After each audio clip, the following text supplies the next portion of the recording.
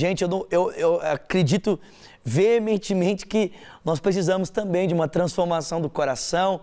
Afinal de contas, a gente não é só intelecto, né? A gente tem que ter o coração transformado, sentimentos, né? A gente precisa ter o nosso inconsciente, né? Assim, esses impulsos mudados, mas isso também pode acontecer a partir da renovação do nosso entendimento. E é por isso que temos, assim, nos últimos encontros, falado sobre a importância do resgate das doutrinas centrais da fé cristã. Essas doutrinas que são encontradas ali no credo apostólico. E, gente, pensando num contexto de igreja brasileira, é mais importante ainda, é muito importante a gente voltar para as principais doutrinas. Por quê? Porque a gente precisa lembrar que às vezes a gente fica discutindo por coisas que são secundárias. Exemplo, você pega aí o povo discutindo se os dons espirituais são para hoje, se não são, discutindo se tem que ser arminiano, se tem que ser calvinista. Tem gente que acha que nem me entendeu agora, né? Que negócio é esse de calvinista, arminiano? Mas para quem estuda em seminário, sabe o que eu estou falando, né? Para quem gosta de estudar um pouquinho de teologia, sabe o que eu estou falando.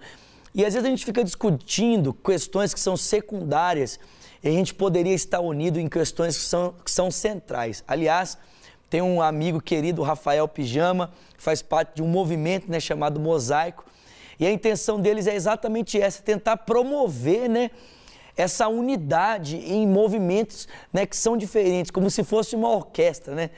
Escreveram até um livro bem interessante, chama Igreja Sinfônica, onde eles tentam pensar a igreja como se fosse uma orquestra, onde é possível, ainda que sejamos instrumentos diferentes, trabalharmos em conjuntos para produzirmos um único som, produzirmos uma única melodia. Eu acho que esse resgate dessas doutrinas centrais pode ajudar a gente a caminhar junto, né? Lembrando que o que é importante está aqui resumido no que a gente conhece como credo apostólico. A fé em Deus como nosso Pai, a fé em Jesus Cristo, na sua obra, e a fé depositada no Espírito Santo. Nós cremos em Deus. Nosso Deus é Pai, Filho e Espírito Santo. Cremos no Pai, Criador, Todo-Poderoso, Criador dos céus e da terra. Cremos em Jesus Cristo, né, seu único Filho, nosso Senhor. Nós cremos que Ele padeceu sob o poder de Pôncio Pilatos, foi crucificado, morto, sepultado, desceu à mansão dos mortos, mas Ele ressuscitou ao terceiro dia, subiu aos céus e está à direita de Deus o Pai, e Ele há de vir para julgar os vivos e os mortos. Eu sei que eu pulei uma parte aqui, mas foi proposital, porque nós já estamos aqui terminando já essa questão da nossa fé no Filho e na sua obra. Então nós cremos que Ele morreu, mas também cremos que Ele ressuscitou. A fé cristã não se apoia apenas na declaração da morte de Cristo, mas a fé cristã se apoia principalmente na declaração da sua ressurreição. E por que a ressurreição ela é importante para nós? Bom, muito simples, gente. Paulo vai dizer em 1 Coríntios capítulo 15 que se Cristo não ressuscitou, a nossa fé é inútil, a nossa fé é vã.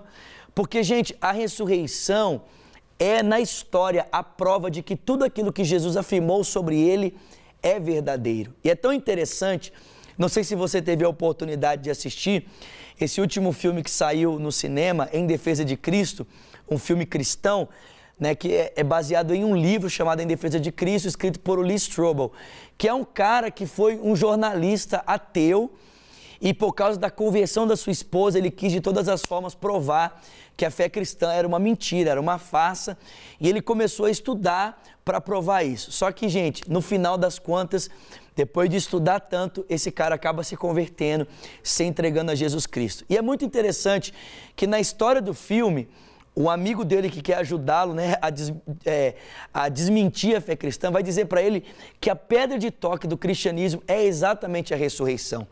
Se for possível provar que Cristo não ressuscitou, então todo o restante da fé cristã é desmoronado. E, gente, é interessante, 2000 anos de história após a ressurreição de Jesus. Na verdade, 2017 anos de história. E quantas pessoas já não tentaram desmentir a ressurreição? Tantos estudiosos, historiadores, arqueólogos, né, já não tentaram de todas as maneiras provar que a ressurreição é um mito, Mas, gente, sabe por que não é possível? Porque a ressurreição é baseada em fatos históricos. Para você comprovar um fato histórico é muito simples, você precisa de testemunhas e evidências. E, gente, a respeito da ressurreição, nós temos as duas coisas. Né? Nesse filme é muito interessante porque um estudioso da Escritura, que começou a estudar a Escritura, os manuscritos, para provar que a Escritura era uma farsa, vai dizer que não existe documento que possa atestar um fato histórico que seja mais evidente, mais verdadeiro do que a Bíblia Sagrada. A Bíblia não é baseada em fábulas, é baseada em fatos históricos, e os registros são construídos de maneira a comprovar que realmente aquelas pessoas falavam de algo verdadeiro. Segundo, a ressurreição é baseada, gente, em evidências. Existem provas concretas da ressurreição. Vá ao túmulo em Jerusalém, ele está vazio. Cristo ressuscitou dos mortos. A nossa fé não é vã. Quando você olha para o Antigo Testamento, é tão interessante porque a gente só sabia que o sacerdote tinha tido êxito para receber perdão dos pecados, né? Pensando aqui na cerimônia, né? Que o sacerdote entrava uma vez por ano para aspergir o sangue, para que os israelitas fossem perdoados. A gente só tinha certeza que realmente ele tinha alcançado êxito porque ele voltava vivo. A sua volta era a certificação para o povo de Israel que realmente os pecados haviam sido perdoados. Estava tudo pago, um ano de paz com Deus. E a gente sabe que a obra de Cristo é verdadeira. A gente sabe que de fato foi perdoado. A gente sabe que de fato foi reconciliado. A gente sabe que de fato o sacrifício do Cordeiro foi eficaz por mim e por você. Por quê? Porque ele ressuscitou. E a Bíblia diz que ele subiu aos céus e está à direita de Deus o Pai, de onde há de vir a julgar os vivos e os mortos. A narrativa sobre o Cristo termina dizendo para nós que ele é Senhor do universo, né? Conforme Paulo proclama aos Colossenses, né? Ele não morreu apenas para reconciliar os homens com Deus, mas para reconciliar toda a criação.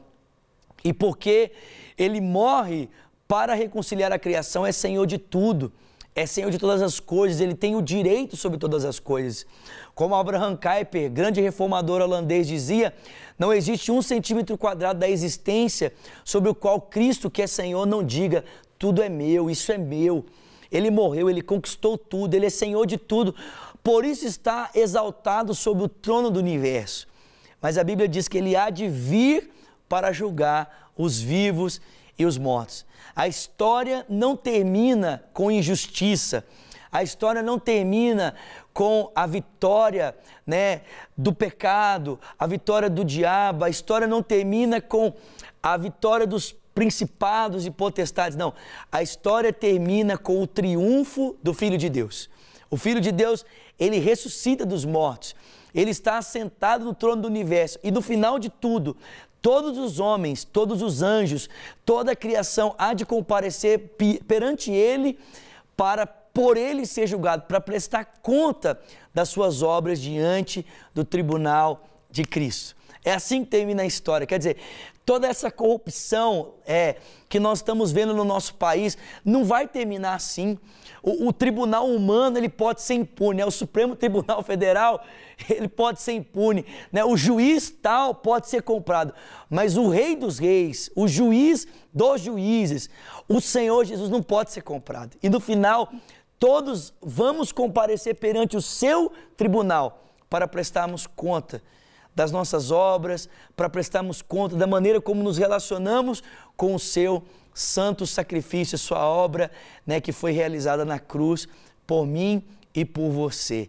Nós cremos em Jesus, nós cremos no Pai, num Deus Todo-Poderoso, que é Criador do céu e da terra, mas também cremos no seu Filho, Jesus Cristo, que é Senhor, que é Deus, que se entregou por nós, mas não está morto, ressuscitou, está vivo e há de voltar para julgar os vivos e os mortos. Gente, isso aqui é muito bom, eu não sei você, mas isso aqui me empolga muito, isso aqui me deixa muito feliz. No final de tudo, os nossos olhos irão contemplar aquele pelo qual nós dedicamos toda uma vida para recebermos das suas mãos o nosso galardão, e aqueles que nele não creram e viveram para a injustiça, a punição devida pelos seus pecados, ok? Para receber todas as novidades do canal, inscreva-se e, se curtir o vídeo, clique em gostei. Aproveite para acompanhar a Rede Super nas redes sociais.